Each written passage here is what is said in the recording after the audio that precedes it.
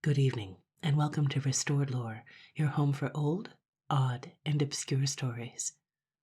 For the next few weeks, I'm doing something different. I'll be reading from Tinsley's 1869 Christmas Annual in full, broken down into several parts over several videos. The story is set up much like a classic murder mystery. All of these characters receive a mysterious letter summoning them from all over to meet at a house for dinner and be present at the reading of a will. Each part describes one of the letter's recipients, giving their backstory and the reason why they are or are not motivated to receive this inheritance. So it has a very clue-like setup, although it's focused around a will and an inheritance rather than a murder and a set of suspects. Not that there aren't murders, but I don't want to spoil anything. Although this isn't a Christmas story in the classic sense of the word, I found it absolutely engrossing and delightful, and I hope that you will too. Now, let's open our imaginations and begin. Of a wicked old man who lived down a by-street. There was an old man whose name was White. They called him Black White because he was so wicked. He lived not long ago, not far off, down a by-street out of the Strand, 10 years since. He had killed his wife and been a long while a widower. He was universally hated by all who knew him, and seemed to be as happy an old gentleman as you could well wish to meet with. By the way, he was seldom met with, for he rarely stirred abroad. When he did so, it was not to pay visits of charity to the poor of the neighborhood. He was the landlord of many houses in the surrounding courts and alleys, and he sold up defaulting tenants without mercy. He had made a good deal of money this way, and was very comfortably off. When he went out, it was to attend the courts of law, for he was frequently bringing actions against one or another of his friends and acquaintances, and sometimes defending an action brought against him by his own lawyer. He believed everyone to be a scoundrel, and was always saying so. Sometimes there were actions on this account. The people round about those parts were mostly in a very poor way, keeping uncommonly small shops with considerable exertion and much wear and tear for every halfpenny earned. They had not much time, therefore, to trouble themselves about what went on in the world beyond the threshold of their shop doors. Rumors of war and general rejoicings grew fainter and fainter on their way down this by-street, and were only secondary topics of conversation after the baby next door's measles and Mrs. What's-her-name over the way, poor things, falling down the stairs. But it was impossible altogether to ignore Black White's existence, because death and quarter-day there's no shirking, and if you had not your money ready when the time came, as sure as you were born, Black White sold you up. Deputations from outlying alleys, very shabby and shambling, and with a tendency to carry their hands up to their heads while speaking, and fidget nervously with their black hair, waited now and then upon Black White, and put matters to him very logically. But Black White's own logic was overwhelming. "I want my money," said Black White, "and I'll have it." "Yes, Mr. White, sir, certainly, and so you oughter." "Have I a right to what's my own, or haven't I?" asked Mr. White. "There can't be no question about that there, Mr. White, sir." "Then," said Mr. White, "I'll have it." And somehow, at this point, the deputation's powers of logic failed them, and they retired crestfallen, with long faces. But occasionally there was one found among Mr. White's visitors who plucked up heart and spoke out, as, for instance, "My father, sir, is very bad abed, and can't go to work, and unless you give us time we can't pay." "Then I shall sell you up," said Mr. White. "But please, sir, the loan office has done that already." "I'll have my money anyhow." "But father's got none, sir." "Then I'll have his blood." "But I don't think he's got any of that either. He's mortal wasted." "Then I'll have his skin," said Mr. White, and I'll take his bones in execution." Which presently he did, and his debtor died on his hands. These anecdotes will give you perhaps an unfavorable idea of Mr. White's social qualities, and already, maybe, you have drawn a mental picture of him, gaunt and hard-featured and yellow-skinned. But he was not at all that sort of man. You could not have found a pleasanter face, rosy and smiling. He was rather bald, but what hair he had was brown and curly. He had clear, truthful blue eyes with an honest, steadfast look in them, even more so when he was telling his greatest lies. He was full of his fun, always at other people's expense. He would even lose money occasionally for the sake of a joke. He sometimes made his debtors roar with laughter. They were rather inclined to exaggerate their appreciation of Mr. White's wit and humor when they went to beg time of him, and when they had gone away, holding their sides and drying their eyes, he sent word round to his lawyer to issue execution. He was born with a fortune, denied himself nothing all his life, and died a gentle death, falling into a nap, as it was thought, one afternoon after a good dinner. But this is getting on a little too fast. He had one great trouble before he died. He had a son he loved, who quarreled with him and fled the house. It has been already said that he killed his wife. The evil-tongued in the courts and alleys surrounding were divided as to the means. Some said arsenic, and some strychnine, but he did not kill her that way. He only broke her heart. The recollection of this poor, soft-spoken lady lingered long afterwards in the memories of certain oldest inhabitants of the neighborhood. She gave away small sums by stealth and did clandestine acts of kindness, and was frequently cheated and imposed upon. There are some of us in this little company who, when our time comes, will be remembered as soft-hearted fools who meant well, and others who are far above such amiable weaknesses who will not be remembered at all, and some again who will get wrongly labeled at the cemetery. When Black White was buried, all the virtues were inscribed upon his tombstone at his own expense. He had been very cruel to his wife while she lived, but he loved his son dearly. The latter grew up a light-hearted, reckless young vagabond who had always lots of money and friends at his disposal. Except that he was liberal enough with the cash, which cost him no trouble to get, it would have been a little difficult, perhaps, to find much to say in the young man's favor. The providers of unlimited treats evoke but small gratitude from the recipients of their bounty. It is a melancholy ambition to be a jolly fellow, and the cost is considerable. Young White, however, did not care much what anyone thought of him. He ate, drank, and made merry, and when he had the time to spare, spent an hour or two with the old man. This son of Black White's was well known in the neighboring courts and alleys, through which he swaggered and smoked, and his somewhat sallow and heavy face was tolerably familiar to the frequenters of various haunts of dissipation in the metropolis. The old man thought him one of the finest and handsomest young gentlemen alive. But he was not. There were many opinions current regarding him, and but few in his favor. Nor was he grateful for the kindly views the old man took of his shortcomings, for he found the old man's society rather dull. Those famous jokes of which mention has been made he yawned at unrestrainedly. Perhaps, after all, the mirth of the needy debtors was a little forced, but then how could they afford to offend the joker? Young White could, however, or thought so. Therefore he made no effort to show that he did not appreciate his father's humor.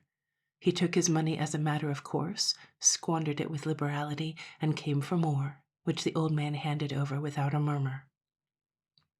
And this state of things had existed for a long while, when one day Dick White asked for more, and the old man refused him. It was one Christmas morning, and certain members of the White family were expected, according to custom, to dinner in the evening. The old man was generally in high spirits on these occasions, for the relations were very humble, and he could insult them to his heart's content with the greatest impunity. But today he was out of sorts for various reasons. In the first place, his lawyer, against whom he had lately brought an action, had gained the day and got heavy damages. In the second, 2 defaulting debtors had got the best of him, and, In the third, the humblest of the humble relations, at whose expense he had prepared several very cutting sarcasms, had written to say he could not come. While the old man was reading the letter of apology, young White came in and asked for more money. "I've none in the house." "Write me out a check, then. I can get it discounted." "I've none to spare." "But I must have it." "But you can't." "What the deuce do you mean?" Father and son stood staring at each other in silent amazement after this little dialogue, but of the two perhaps the son was the most surprised, for indeed how could he be expected to understand such unreasonable behavior on the part of a parent? "I don't know whether you know it," he cried at last, trying all he could to be calm, but boiling over with virtuous indignation nevertheless. "If you don't let me have the money, you'll put me to serious inconvenience." "And I don't know whether you know it, Dick," responded his father. "But you're an impertinent scoundrel, and this is my house, and I'll thank you to talk a little more respectfully, or to go about your business." "You won't have the trouble of telling me that twice," said his cruelly treated child. "I shall never darken your doors again." "I'm glad of that," replied the old gentleman with a chuckle. "Go somewhere else, my boy, where you'll be treated better." And then he took a pinch of snuff, and Dick, scarlet with wrath, stamped out of the room, downstairs, and out at the street door, which he banged to behind him with a great crash. And he never came back any more. The old man sat anxiously expecting him for full a couple of hours, and then began to fidget. They had never quarreled before this. The son was hasty-tempered, and had often indulged in petty outbursts, but the old man had laughed off these little storms and brought back sunshine with a few gold pieces. "He'll be back to dinner," he said. "Christmas Day, too. He's sure to come back to dinner." Why old Mr. White should have chosen all at once to take this sentimental view of the festive season, it is difficult to say. As a rule, it had been his habit rather to ridicule such absurdities, but he did not notice this inconsistency just at the moment. He waited throughout the day, hoping each knock at the door would announce the return of the contrite Dick, but he was doomed to disappointment. Dick, still laboring under the deepest sense of injury, had no intention of coming back. The dinner was served, and the humble relations plied their knives and forks assiduously. The old man's tongue was not wagging as freely as usual at their expense, and presently even the most timid took heart of grace and cracked their little jokes. "But goodness me, Mr. White," one lady said for the fourth time, "wherever is Mr. Richard all this while?" The old man had fallen into a thoughtful mood, and sat with his chin resting on his hand. He started up at this reiterated inquiry, and turned savagely upon the little company. "What does it matter to you, ma'am, where he is?" he cried. "He's left my house for good, and I never want to see his face again. Will you please to leave his name alone and mind your own business?" Of course she would. She had no intention of interfering in affairs which did not concern her. She was very sorry to hear that Mr. Richard had displeased his father, that was all.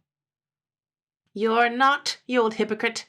You lie, I know you do!" thundered Black White, striking the table with his fist.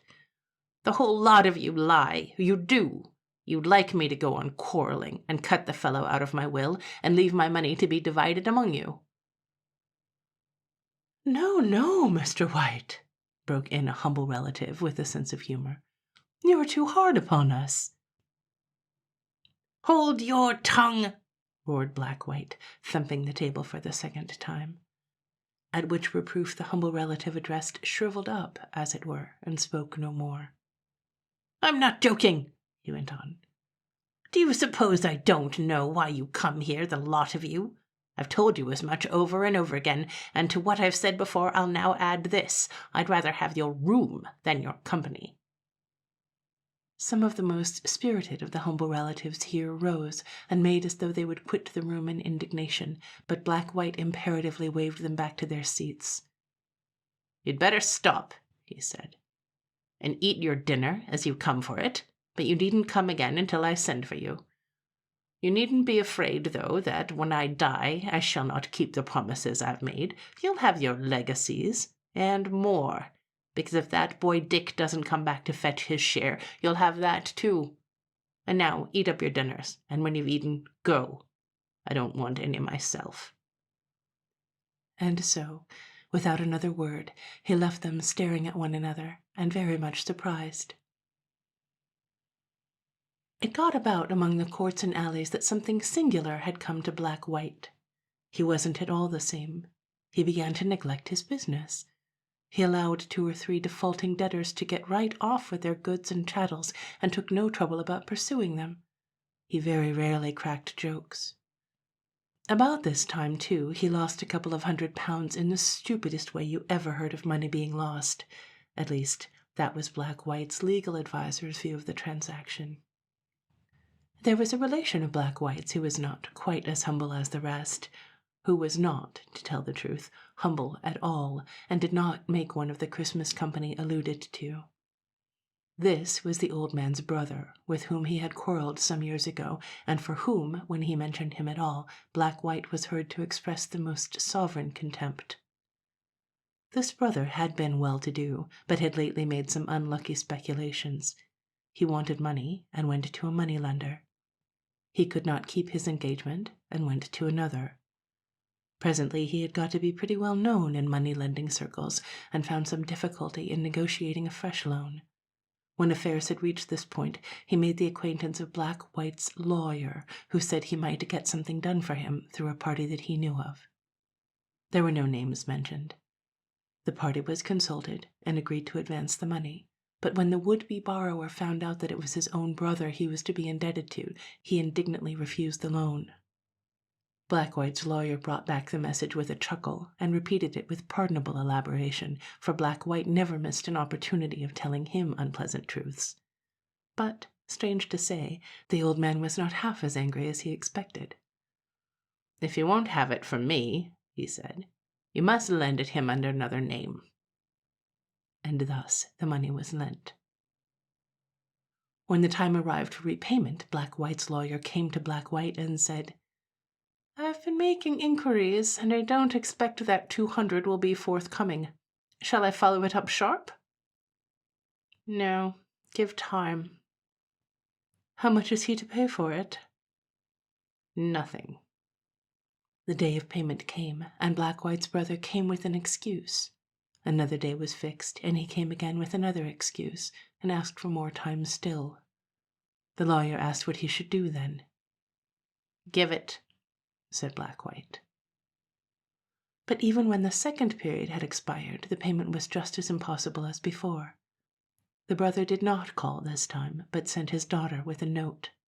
Black White was there. He took the letter from the young lady's hand and read it. "Papa is very unwell, or he would have called himself." She spoke rather haughtily, for it was a shabby little office, and the old man was shabby also. "Does your papa owe much money?" he asked. "I know nothing about his affairs," she replied more haughtily still. "I suppose what he owes he will pay. Have you any message for him?" "No," said Black White thoughtfully, "unless, indeed, it is that if he wants any more and will call on me, I'll perhaps be able to let him have it." When the brother got this message, he suddenly grew quite well again, and, putting on his hat, he set out to see what could be done.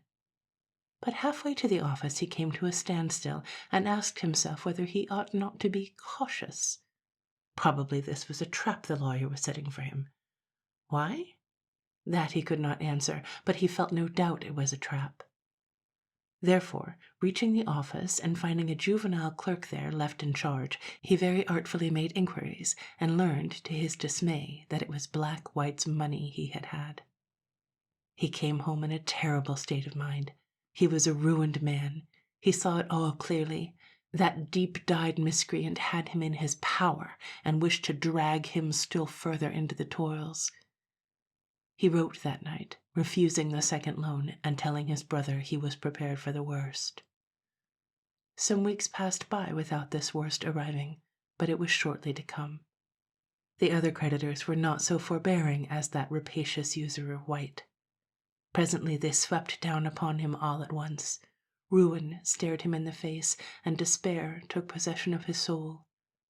One morning the first ray of dawning day stole in round the window blind of the poor gentleman's bedroom, and fell upon a very white face and a wasted hand clutching a small bottle convulsively.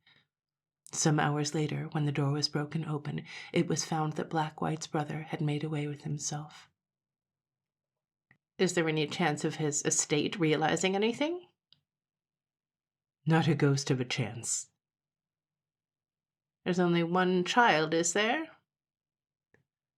There's that fine young lady who snubbed you so much that day in my office.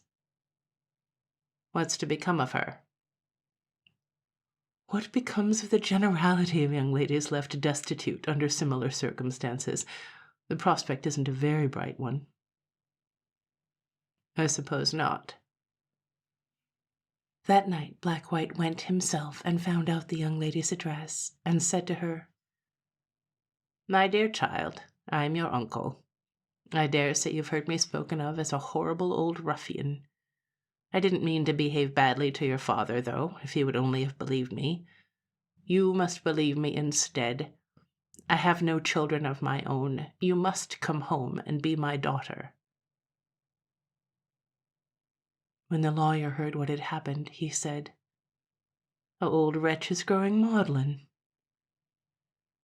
Indeed, he grew very maudlin after this. The old woman who had kept house for him for the last 20 years, and who had never had a kind word from him all the time, said she could not think what on earth there was amiss. There must have been something, though. He used to stand many hours together gazing from the window onto a dreary little patch of garden ground which lay between his house and the river. Of a night he would sit in front of the fire and gaze as steadfastly into the smoldering embers. Sometimes his niece thought he had gone to sleep. Once he was sitting so motionless she was afraid he was dead, but, approaching him closer, she saw his lips moving gently and 2 teardrops resting on his cheeks, on which the firelight glistened. He left off taking any interest in business matters, and his legal adviser, having it all his own way, conducted his affairs in his stead with unwavering ferocity, so that the name of Black White grew blacker than ever, and it was said that his life was not safe down some of the courts and alleys round about. But one day the old man died, and everybody said, "A good job, too," except, perhaps, that young girl whom he had taken in out of charity, and who may have grown to love him just a little. He died on Christmas Day, 5 years from the date of his son's departure. After his death, the humble relatives, humble no longer, for there was no occasion for humility, got each a letter from the legal adviser, summoning them to attend punctually 1 month from that date, at 6 in the evening, to receive their share of the old man's money, with the somewhat strange proviso that absentees would get nothing. You may be sure that there was a rush, and it was a hard matter, too, for some of the relatives to be there in time, for they came from all parts of the world at a moment's notice. It is with their adventures on the way that we have now to do.